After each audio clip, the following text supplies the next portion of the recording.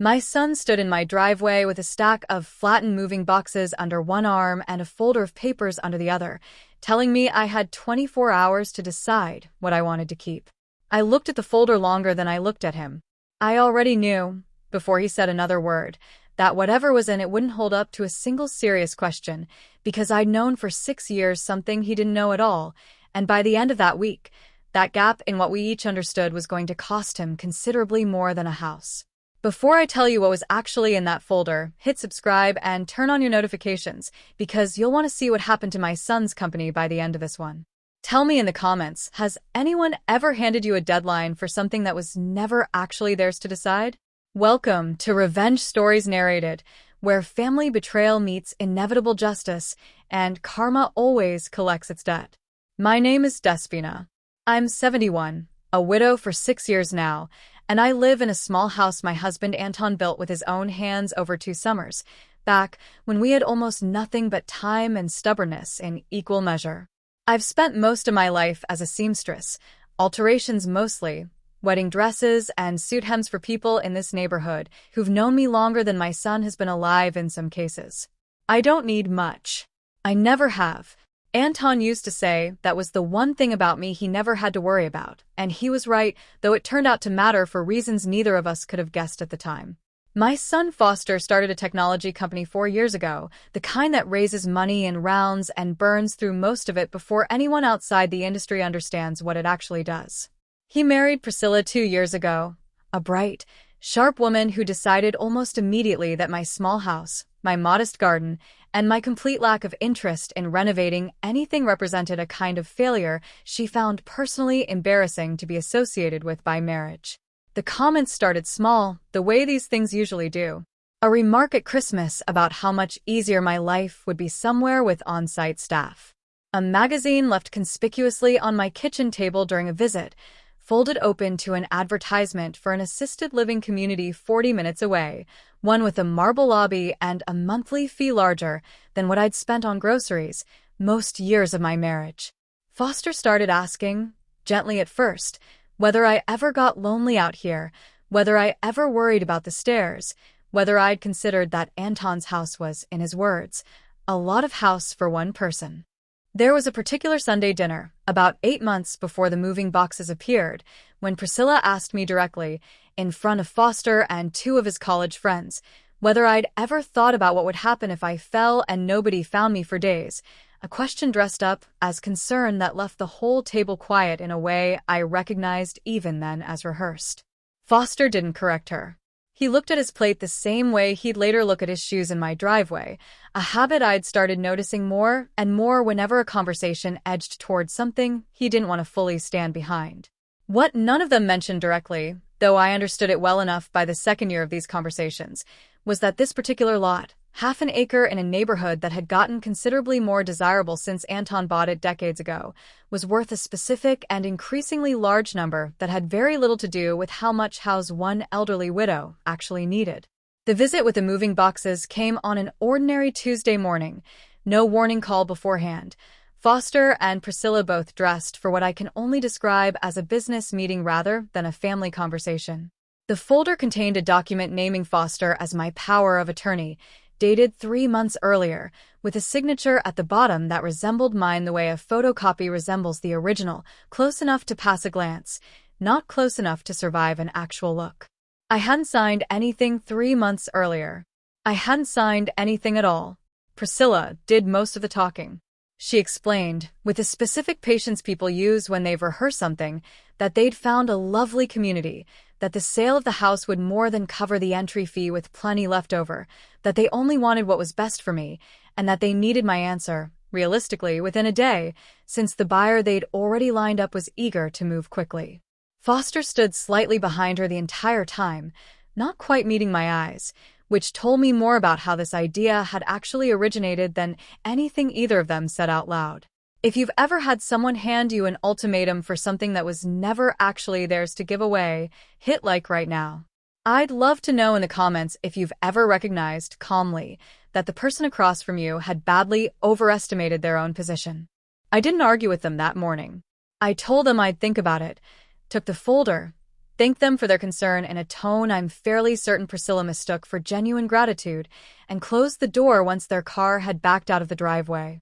Then I called Nnamdi Okonkwo, the attorney who'd handled Anton's estate 6 years earlier, a careful, thorough man who had never once, in all those years, let me forget a single detail about my own affairs. What Foster didn't know, and what Priscilla certainly didn't know, was that Anton, in the last 2 years of his life, had grown quietly concerned about exactly this kind of pressure eventually finding its way to me, watching Foster's spending habits accelerate even then, watching the way he talked about money as something that simply appeared when needed. Anton had transferred the house into an irrevocable trust, naming me sole trustee, with language specific enough that no power of attorney, real or forged, could touch it without my own signature as trustee, a signature nobody but me could produce. Nnamdi confirmed within the hour what I'd already suspected. The forged document wasn't just unconvincing. It was legally irrelevant before it was ever printed. There was a second thing Nnamdi reminded me of that afternoon, one I'd known about but hadn't thought through fully until that conversation.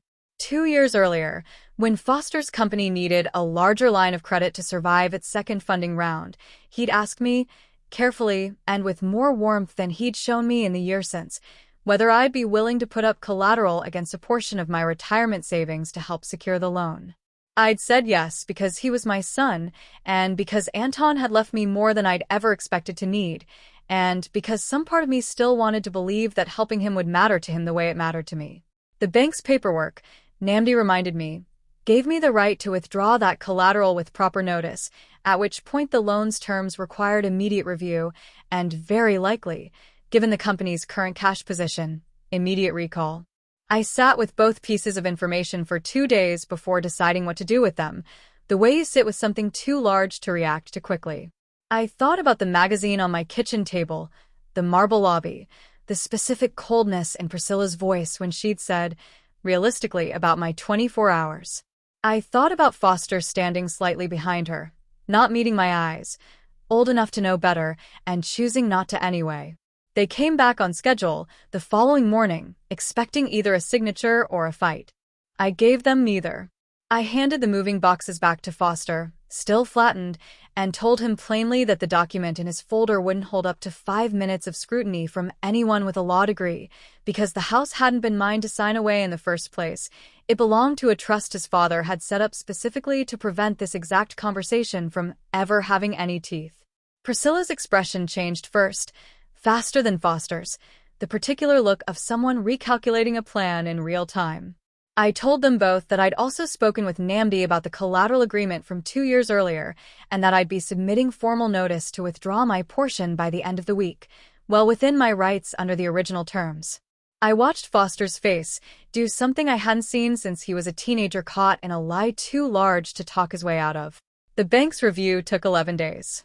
I know because Foster called me on day 12, a different tone entirely than the one he'd used with the moving boxes, asking if there was any way I'd reconsider, explaining, in a rush I hadn't heard from him in years, that the recall had triggered a broader review of the company's other obligations, that 2 additional investors had pulled back once word of the instability spread, that he was, in his own words, looking at losing the company within the month if something didn't change.